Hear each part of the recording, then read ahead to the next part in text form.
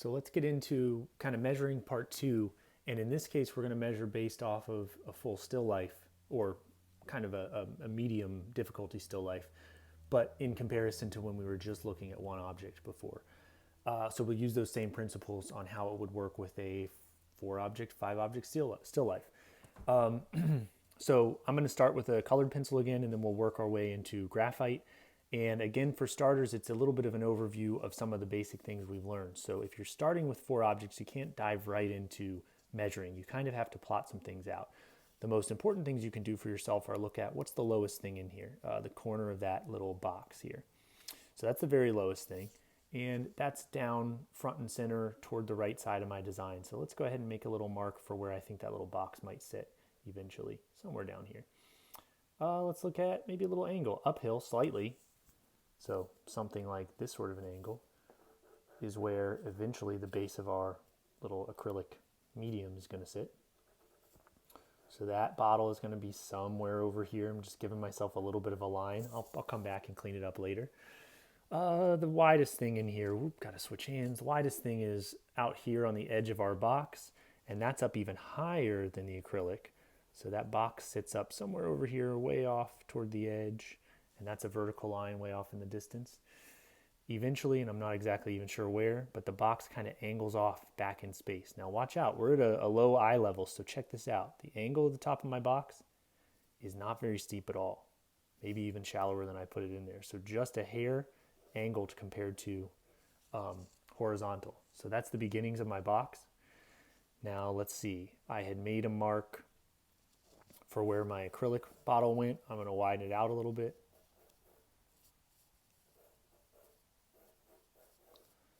Okay, the acrylic bottle, this is roughly maybe where my white box sits, just kind of guesstimating. Okay, bottom of my big box, the kind of wooden box, sits somewhere back here in space. Again, just feeling my way through this. Don't even know yet if I'm accurate. Top of my box is somewhere up here, and then I have one more bottle, which for right now, I'm just kind of lightly putting around here. Again, placeholders, not really objects yet. So feeling my way through this. It's really abstract. You're thinking about placing geometric forms in the beginning than you are drawing an actual object. And I know that's weird, but that's how I would start. I would start that loosely just to get something even as simple as a 1, 2, 3, 4 item still life. And I at least know that I'm on the right track now. I don't know that I'm really close. Other things you can start to do are, let's check angles of like just this big envelope of shapes. So from down here, roughly where the front of my white box would be, this box, I'm going to, in real life, hold up my pencil and check an angle from that to the corner of this box. It's roughly this type of an angle. Okay, that's a pretty good sign. Roughly this type of an angle. That's feeling somewhat close. I'm happy about that. So that means that somewhere in this vicinity is a good corner for my box. Okay, another thing you can do, check from the corner of this white box up to the top of your cylinder up here. It leans a little to the left from the corner over here. That might mean that this has to move over a little bit this way. So I'm going to make that little mark for myself as a question mark. I think I want to eventually make this higher because I know that this white bottle here comes up pretty tall, and I know this one's even taller. So all like kind of measuring points and ideas for myself. But that's how I would start it, really loose and just with those measuring points. Now is where I'm going to have to start really boxing some things out and fleshing some things out. So let's start, speaking of boxes, with the big thing in the middle here, the box in the middle.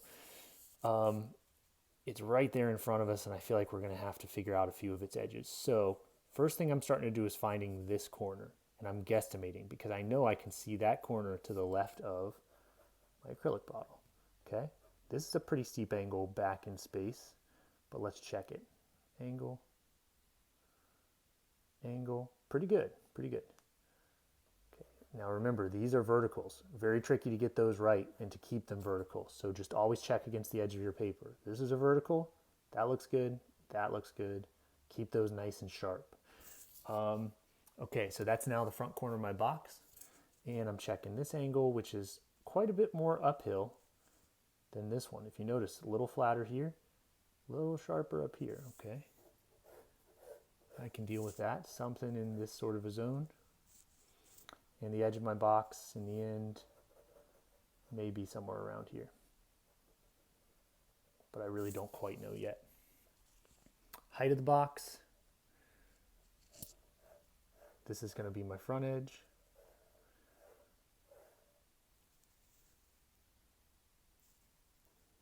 Ooh, let's see.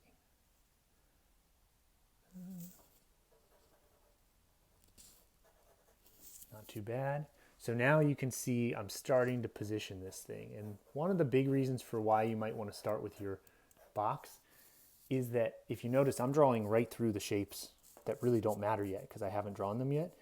And it's much easier to do that now than if you tried to make those cylinders first. I think too many times people try to add the more detailed shapes like these guys, before they put like the solid box that they sit on. Okay, so I'm fairly happy with that box right now. But there's a few things I should probably check at this point, even before we start to add these guys. Because if the box is off, everything around it's going to be kind of weird. So things to check. Let's get out our measuring utensils. So a pencil that's long enough to grab these lines, and let's start with the front of the box. This corner on the right to this front corner. And I'm going to hold my pencil totally flat in front of me, or horizontal in front of me. I'm locking my elbow, and I've locked in roughly the distance. I'm just going to flip that vertical and just see. Ooh, I thought that might be the case. It's almost as tall, but not quite as tall as our acrylic gel bottle right there. So if I took this measurement in my drawing, and I start at the bottom here, almost as tall, but not quite as tall, that's a really good sign. So that's telling me that probably I'm in the vicinity. I'm in the ballpark. I like that. Okay, so let's make a mark for the bottom, and somewhere in here still feels pretty good as a top. That's a good starter. Let's check things like the width. So this little sliver of space here, I'm going to check how wide that is. Oh, that's pretty small. Let me instead take this height. I like this better. From this corner to the base, I'm going to grab that height, as you can see, and then I'm going to flip it. And I'm going to see how many heights there are in the whole width from left side to right side. So I've got one height. And that goes all the way to the middle of that acrylic bottle. I've got two, probably got two and some change, 2.5. So what that's telling us is, if I take this height here, which is the height I just took before, this front corner, I should get 2 and some change, hopefully 2.5 when I stretch across the whole thing. 1 takes me to somewhere in the acrylic bottle right there. 2 and some change. It's pretty good. It's good enough for what we're doing right now, for where I am. So I like that. One little thing I notice already, if I look at this space, this corner of the box, it's really small, and then I hit the edge of the bottle, I feel like my space is bigger here. So I think that's a sign that it's telling me I need to push this bottle further to the left. So that's a good way to tell how accurate you are too, is to look at like empty spaces between things, that little sliver of dark right there. Okay, so that's the left side of my bottle. Another thing to check out, let's check, let's see what we can figure out here. Let me take the shoulders of the bottle from just the white portion of this bottle. I'm going to take a height of that, and let's compare it to this width, a little shorter than the overall width. Okay, so let's pretend, it looks to me like the shoulders are going to be somewhere around here, but I'm not sure. And we said that that is going to be a little shorter, our shoulders. Check that. Got that locked in, a little shorter than the overall width of this front of the box. So if I take this, ooh, I'm a little long here. See how I'm almost to the edge of the box? That either means my box could kick out, but it also, I think, could mean let's just lower my shoulders a little bit, right around there. Okay, now when we check it, should be a little better. There we go. That's good. So I like that better. Already found something that I can change in my drawing. Now I'm guesstimating a little bit here for the width of this bottle, but let's do a little double check. If I took the width right here, whoop, overall width, how many of the widths could I fit in the height? 1, 2, 2, almost 3, but not quite. So, and I'm just talking about the height of the bottle itself. So if I took the width, 1, 2, might be a little too wide there because I got a little bit of a different result there. So I'm going to shave off just a little bit. So we want those to match as close as we can. So let me just skinny that up, make a little mental note for later that I want to stay on the inside of that edge. Okay. Not too bad though, but that means that roughly right in here is going to be where our shoulders of the bottle are. And then let me go ahead and make, we know this should be right in the middle, little axis line for ourselves.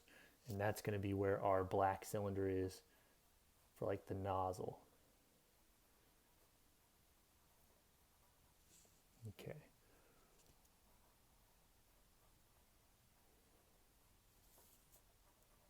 So far I'm pretty happy with how this sits against this. Those two things feel pretty good. The base looks good with where it sits here.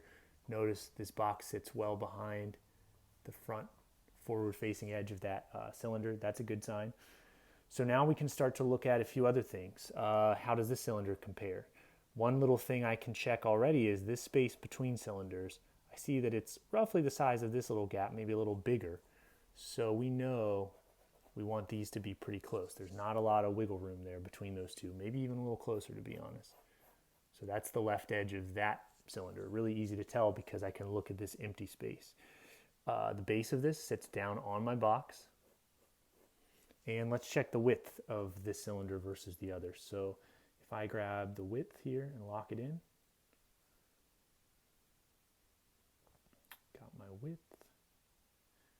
I jump a little skinnier, but not that much skinnier than this forward one. So barely skinnier at all. Let's take that, throw it over here.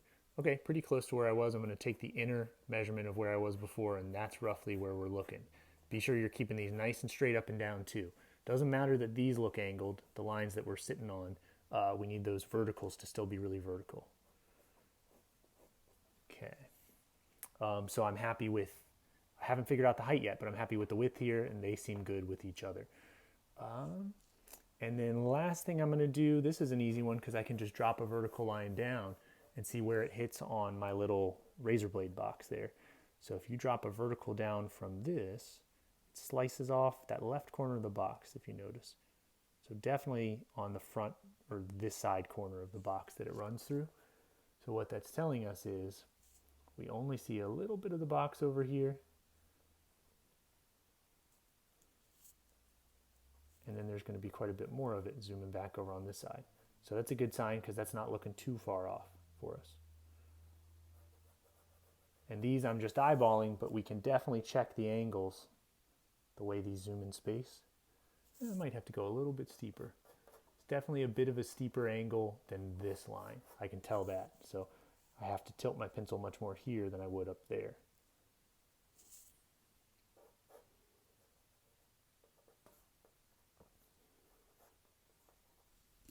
Okay, so that's now pretty accurate. Let's just double check here. A little bit of a slightly downhill angle. Slightly downhill angle. I like that.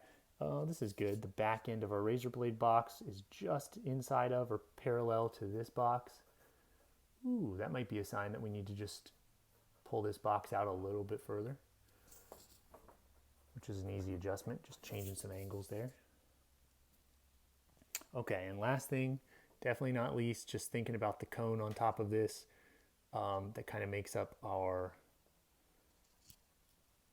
nozzle here. Glue nozzle is what it looks like. Okay, blocking in that cone. That tip of that cone comes up to just below the shoulders of this bottle over to the right. So that's a good check there. So that means that we still have a little bit of ways to go before we actually start to bend up at the shoulders here. And then we get a little bit of an angle. Trying to keep those equal on both sides.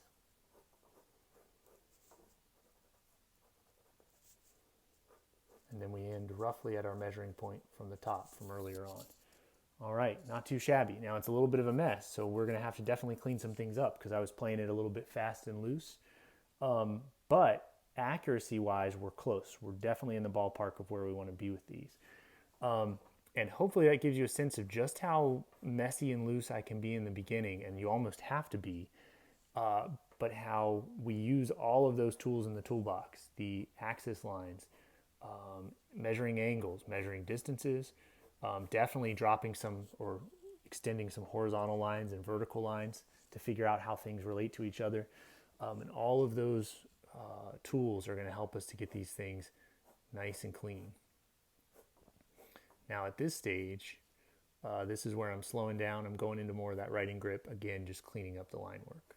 So we'll blaze through this stage, starting to clean it up with the colored pencil, but then we'll come in with a little graphite. And again, I go a little quicker than you guys will, so don't be frustrated if you have to slow down a little bit, stop the video when I'm working like this. And actually, I'll probably just work for a couple minutes with the video off, and then I'll come back and just show you the last little tweaks that I do on this.